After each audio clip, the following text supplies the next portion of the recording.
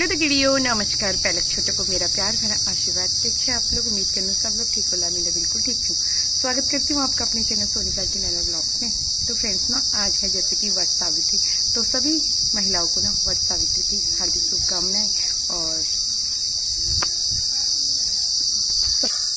सभी लोगों का ना माँ जोड़ा बनाए रखे। तो हम लोग पहुँच गए हैं ना मंदिर पे। तो अभी आगे गई है मीटिंग, तो मैं जैसी पहुंची हूँ, क्योंकि घर पे मुझे बिल्कुल ना टाइम नहीं हुआ ब्लॉगिंग बनाने का। तो मैं जैसी मंदिर पे पहुंची, मैं क्यों ना मैं अपनी ब्लॉगिंग स्टार्ट कर दूँ। और फिर ना सभी लेडीज ने ना छोटा छोटा वेयर कर लिया सभी लोगों ने।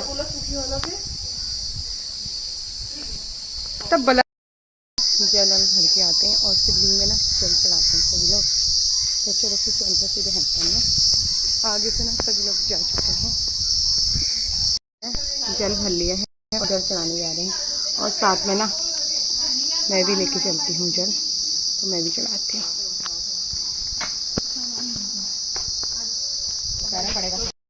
सभी लोग यहाँ पे पूजा करने लग चुके हैं।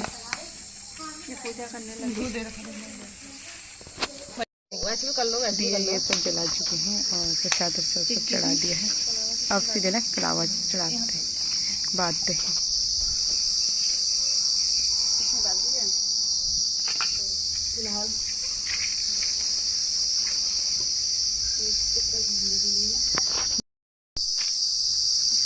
जय माता दी, जोर से बोलो। जोर से बोलो, जय माता दी। जोर से बोलो। अरे चने चने तो हाथ में रखे। जय आओ।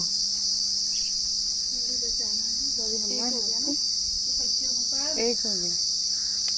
तुम दो दो करते हो? ये सिम्मी दीदी का है। अरे वो कहाँ है? तो इसमें आ रहा है। यहाँ पे ना सभी लोग, हम लोग यहाँ पे कलावा चढ़ाएंगे। बोलो जय माता की।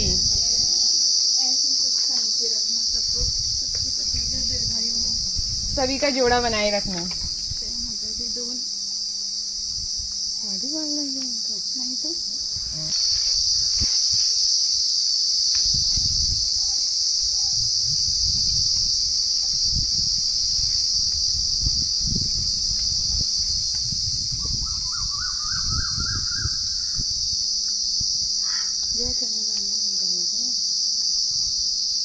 कितना है?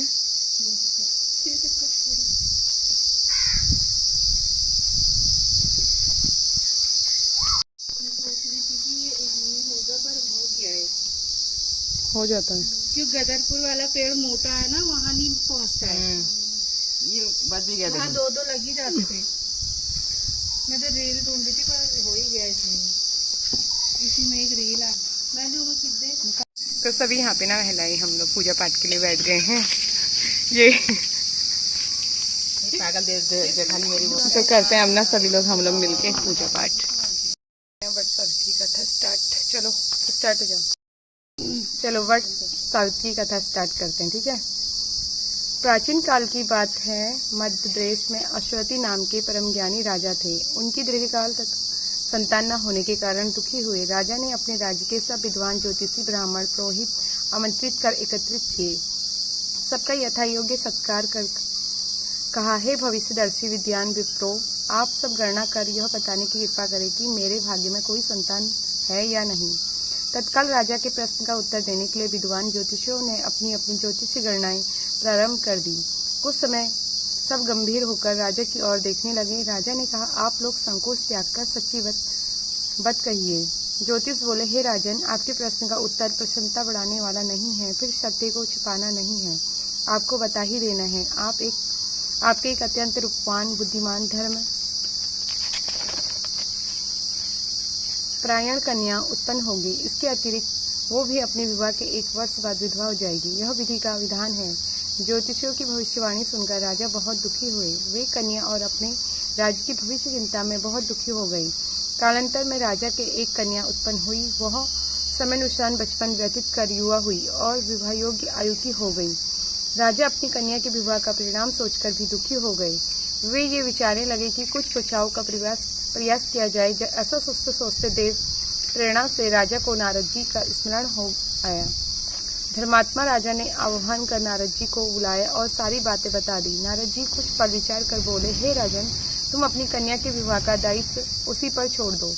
तुम अपनी कन्या से कहो कि वह अपने लिए स्वयं ही कोई योग्य पर वर तलाश लें। तुम्हारी कन्या जिस युवक को अपने भावी पति के रूप में तुम्हारे सामने प्रस्तुत करे, तुम उसी के साथ अपनी कन्या का पूर्ण शास्त्रोक्त विधि से विवाह कर दो। राजा ने अपनी कन्या सावित्री को बुलाया और नारद जी की बातें बताकर पूछा, हे पुत्री सावित्री, तुम कहो तुम्हारा क्या विचार है। सावित्री बोली, हे पिताजी, मैं नारद जी का आदेश का प्रसन्नतापूर्वक पालन करूंगी।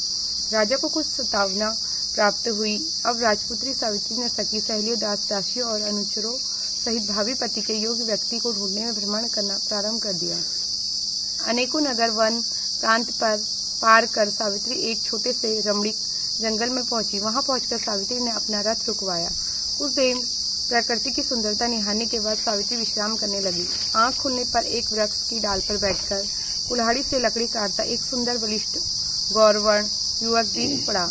उस युवक को देखकर सावित्री का ध्यान उस युवक के चेहरे के भावों, मुखाकृति और स्वभाव का अध्ययन करती रही। युवक का मौन निरीक्षण करते हुए काफी समय व्यतीत करने के बाद सावित्री ने अपने अनुचरों द्वारा उस युवक को बुलावा भेजा। सावित्री द्वारा बुलाए जाने पर सत्यवान उसके पास आ पहुंचा। सावित्री द्वारा परिचय पूछे जाने पर सत्यवान ने कहा, हे राजकुमारी, मैं एक दरिद्रता प्रभावित कुलीन युवक हूँ।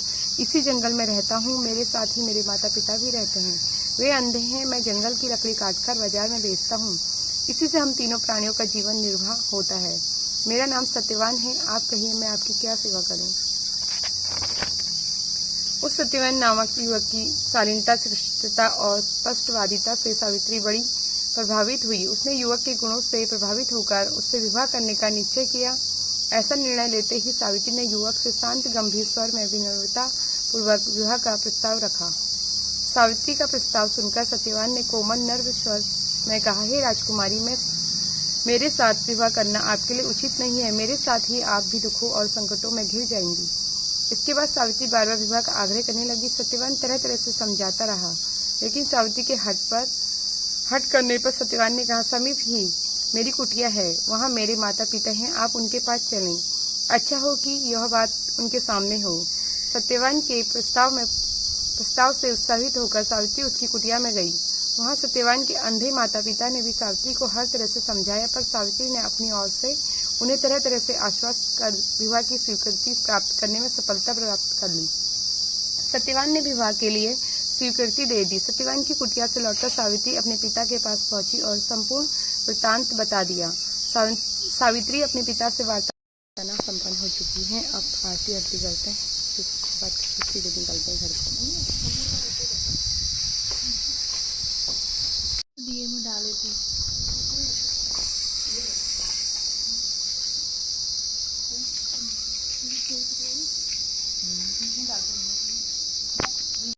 विवेका प्रणवाक्षर के मध्य यह तीनों एका। ओम जय शिव ओमकारा। त्रिगुण शिव जी की आरती जो कोई नर गावे, स्वामी जो कोई नर गावे। कहत शिवानंद स्वामी, कहत हरानंद स्वामी, मनोवांछित फल पावे। ओम जय शिव ओमकारा। जय शिव ओमकारा। प्रभु जय शिव ओमकारा। ब्रह्मा विष्णु सदा शिव, ब्रह्मा विष्णु सदा शिव, अर्धांगी धारा। ओम जय शिव ओमकारा। बोलो भोले भगवान। अम्बे गौरी मध्य को, मैया की को मध्य को। उज्जल से दो नैना, उज्जल से दो नैना, चंद्र वदननी को। ओम जय अम्बे गौरी। समान कलेवर रक्तांबर राजे, मैया रक्तांबर राजे। रक्त पुष्प गलमाला,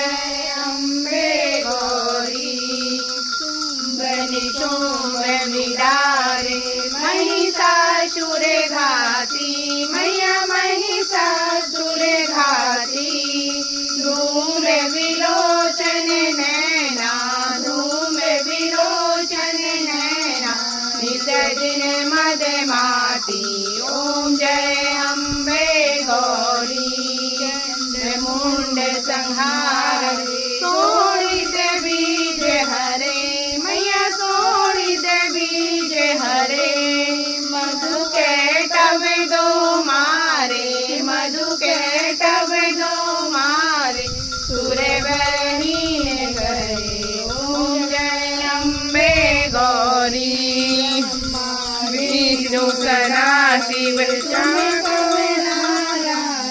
कमला रानी आगम निगम बखानी आगम निगम बखानी ओम जय अम्बे गौरी योग निगावत नृत्य करत भैरो मैया नृत्य करत भैरो बाजत ताल मृदंगा बाजत ताल मृदंगा और बाजत डमरू ओम जय अम्बे गौरी जग की माता मैया ही हो हरता मैया तुम ही हो हरता भक्तन के दुख हरता भक्तन के दुख हरता सुख संपत्ति करता ओम जय अम्बे गौरी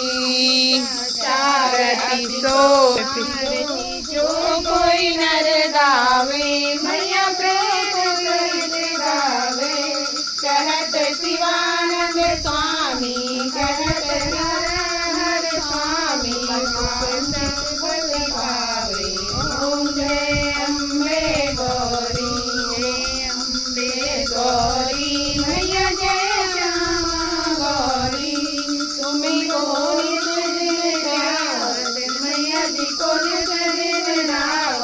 हरि ब्रह्मा शिवरी ओम जय अम्बे गौरी बोलो अम्बे मैया की जय।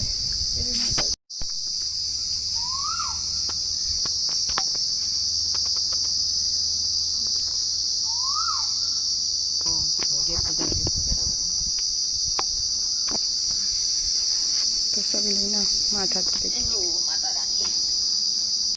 सभी महिलाएं ना एक दूसरे को सूत का धागा पहना रही हैं। तो यहाँ पे दीदी मुझे पहना रही हैं तो यहाँ पे सभी लोग ना एक दूसरे को पहना रहे हैं। पहनाने की जगह फोन में पटक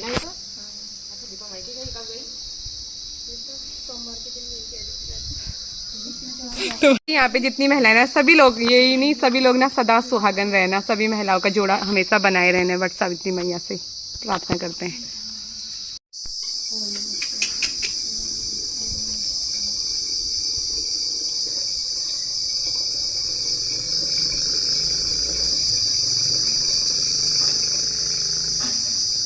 पानी जल चढ़ा के ना अब सीधे आते हैं माता रानी के मंदिर पे थोड़ी सा दिया पूजा पाठ यहाँ भी करते हैं मंदिर पे सभी लोग चले गए हैं और रेडी करते हैं अपने पूजा पाठ।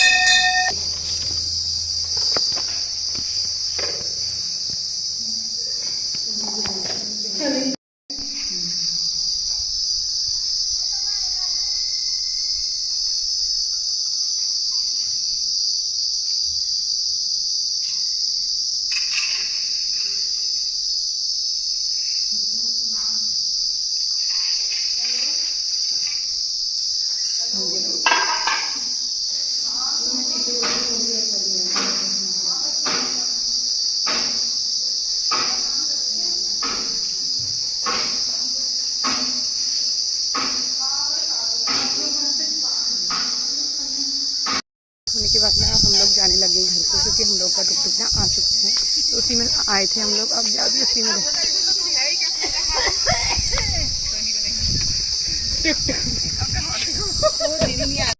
हम लोग जाने लगे हैं घर को।